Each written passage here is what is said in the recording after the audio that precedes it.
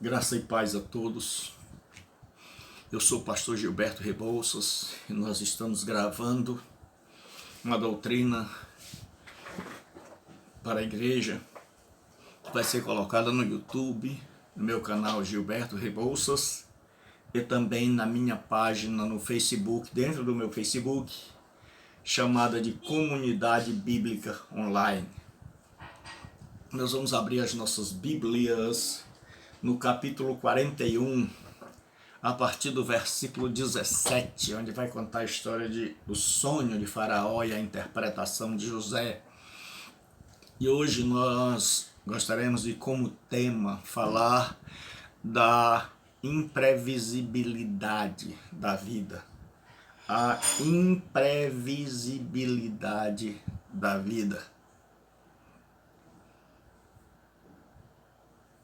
Então o faraó contou o sonho a José. Sonhei que estava de pé à beira do Nilo, quando saíram do rio 7 vacas belas e gordas, que começaram a pastar entre os juncos.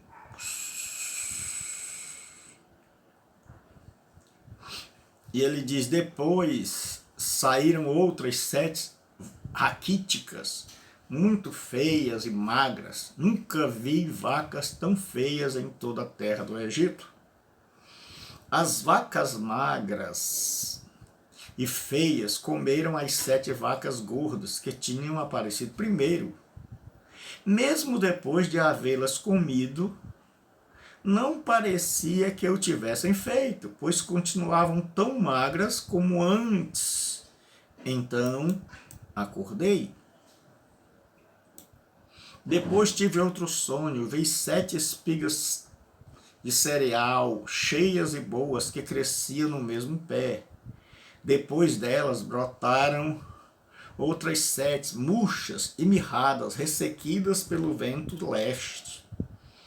As espigas magras engoliram as 7 espigas boas. Contei isto aos magos, mas ninguém foi capaz de explicá-lo. O faraó teve um único sonho, disse-lhe José. Deus revelou ao faraó o que está para fazer. As 7 vacas boas são 7 anos, e as 7 espigas boas são também 7 anos. Trata-se de um único sonho. As 7 vacas magras e feias que surgiram depois das outras, e as 7 espigas mirradas e queimadas pelo vento leste, são 7 anos. Serão 7 anos de fome, exatamente como eu disse ao faraó. Deus mostrou ao faraó aquilo que ele vai fazer. 7 anos de muita fartura estão para vir sobre toda a terra do Egito. Mas depois virão 7 anos de fome. Então o tempo da fartura será esquecido, pois a fome arruinará a terra. A fome que virá depois será tão rigorosa que o tempo de fartura não será mais lembrado na terra. O sonho veio a Faraó 2 vezes, porque a questão já foi decidida por Deus, que se apressa em realizá-la. Procure Faraó um homem criterioso e sábio e coloque no comando da terra do Egito. O faraó também deve estabelecer supervisores para recolherem 1/5 da colheita do Egito durante os 7 anos de fartura. Eles deverão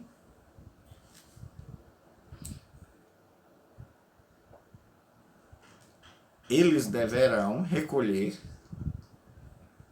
certo? Então, eles devem recolher e guardar tudo, certo? Dentro de armazéns. Então, nós vamos aqui parar um pouco a leitura, porque é extensa, porque eu vou abordar um pouco da vida de José como um todo. Então, o que fazer diante da imprevisibilidade da vida?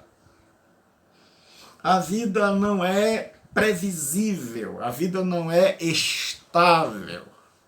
A vida é, como diz o ditado popular, ela dá muitas voltas. Mas nós insistimos em viver como se a vida não desse voltas. Como se a vida não trouxesse a cada dia surpresas, algumas boas, outras más, imprevistos. A Bíblia vai dizer que a vida é uma sucessão de tempos, em tempo de guerra, tempo de paz, diz Salomão. Tempo de plantar, tempo de colher. Tempo de espalhar pedras, tempo de ajuntar pedras, tempo de abraçar, tempo de parar de abraçar, que é o que nós estamos vivendo hoje. Tempo onde a gente não pode ter contato físico. Tempo onde você é amigo, tempo onde você é inimigo. Tempo onde a gente tem um monte de amigos nos cercando, tempo onde a gente está sozinho. Tempo onde a gente tem dinheiro, tempo onde a gente não tem.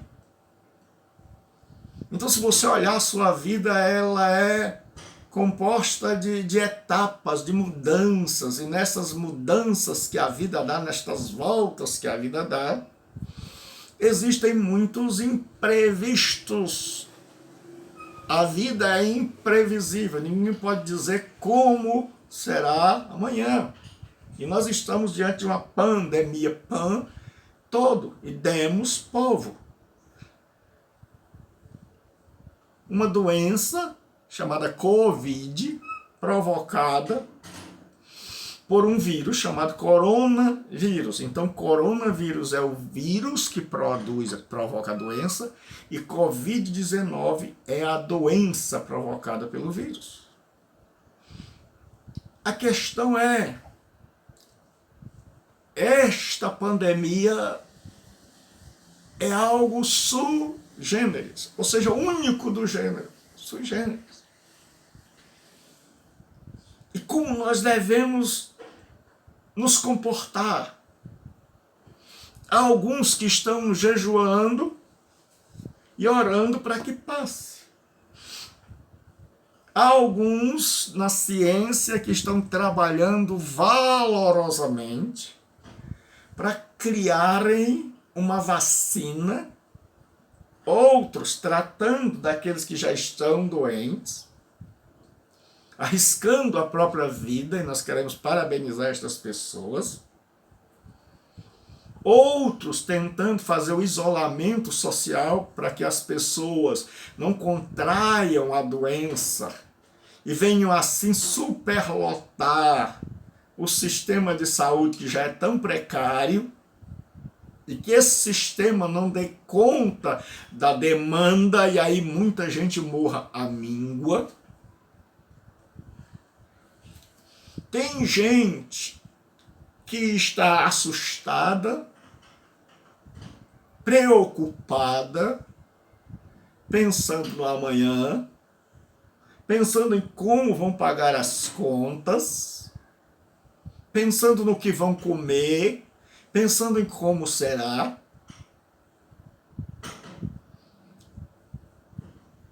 E tem gente que a única coisa que ele quer é que pare a pandemia. É que ninguém ouça mais falar da Covid, nem do coronavírus.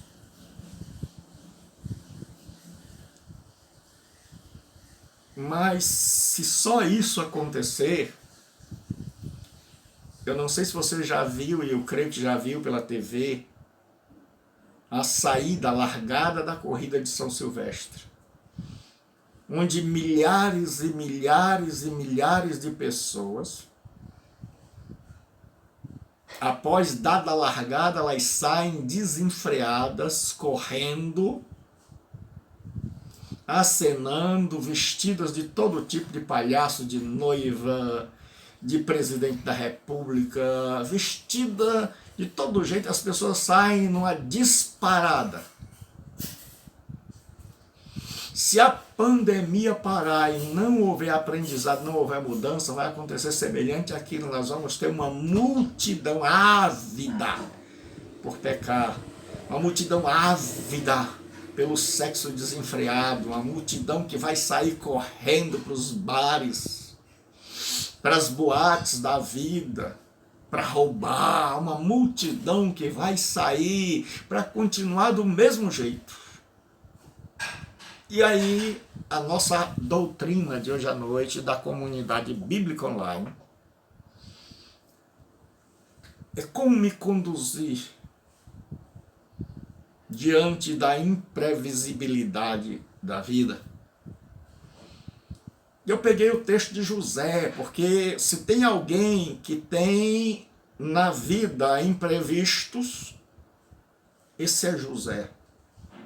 Eu vou abordar o texto aqui em 3 pontos. Os imprevistos que acontecem na vida pessoal de José,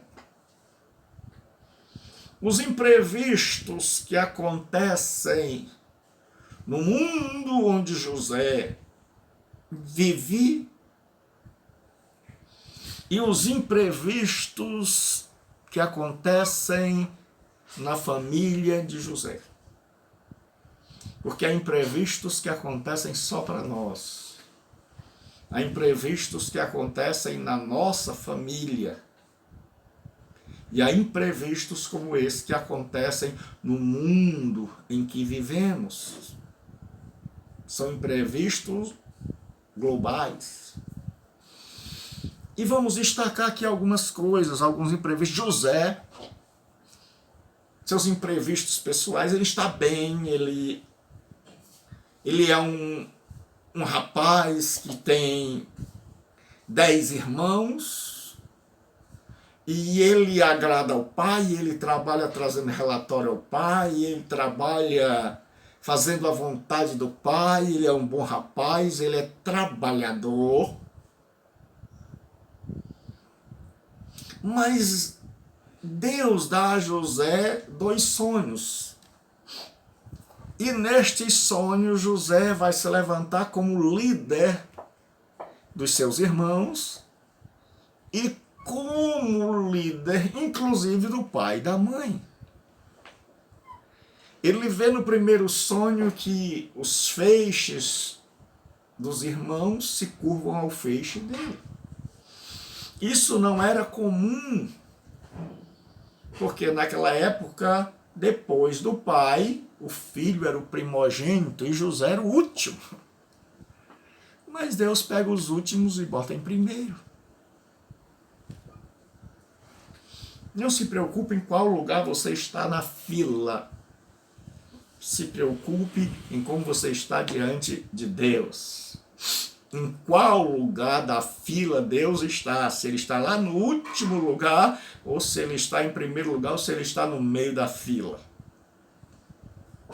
E aí José tem outro sonho, e ele diz para o pai, a mãe, os irmãos: olha, eu vi 10 estrelas, eu vi o sol e a lua que se prostraram diante de mim. A partir daí, José é persona non grata na família. Agora, a partir daí, os irmãos de José se levantam contra ele, e a vida dele vai dar uma guinada, vai dar uma mudada, vai acontecer um imprevisto.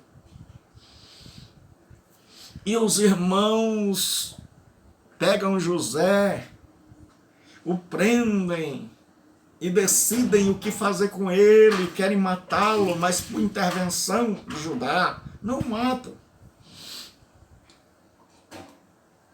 E aí José é vendido pelos irmãos como escravo por uma caravana que o compra e vai na direção do maior país do mundo, do Egito. E José é levado para o Egito. O que me chama a atenção na vida de José é como ele se conduz diante das adversidades. Porque quando José chega no Egito, ele é vendido E quem o compra como escravo é o Potifar. É o general do exército. E o general do exército o compra e ele vai agora, perdeu a liberdade, perdeu a família, perdeu o país de origem, é estranho, é escravo, mas José se conduz com a mesma leveza, com a mesma fé, com a mesma retidão, com a mesma integridade, com o mesmo temor a Deus e a mesma fidelidade que ele tinha quando ainda estava na casa do pai. Ou seja, o que mudou, mudou do lado de fora de José. As circunstâncias e o ambiente mudaram, mas José não se comportou de forma diferente. José continua. Agora, ele não disse Deus me abandonou. Ele não disse perdi a fé. Ele não disse vou me desesperar. Ele não disse o que eu vou comer. Ele não disse cadê meu Deus. Ele não ficou uma pessoa amargurada, estressada, desanimada, desesperançada. Ele agora está numa quarentena na casa do general do Egito, na casa do Potifar. E aí José começa a trabalhar ali com alegria. Ele não perde a leveza, porque quem tem Deus no coração confia, sabe que Deus tem nas mãos o controle da história. E José agora vai tocando a vida. Ele é escravo. Ele não tem mais o abraço do pai, ele não pode mais ver a família, os irmãos o traíram. Ele tinha tudo para estar amargurado, para perder a fé, para se desviar, para dizer eu não vou fazer nada, mas ele trabalha com tanto amor, com tanta dedicação, com tanto afinco, com tanta retidão, com tanta integridade, que o patrão vê que tudo que colocou em suas mãos prospera. E eu quero chamar você hoje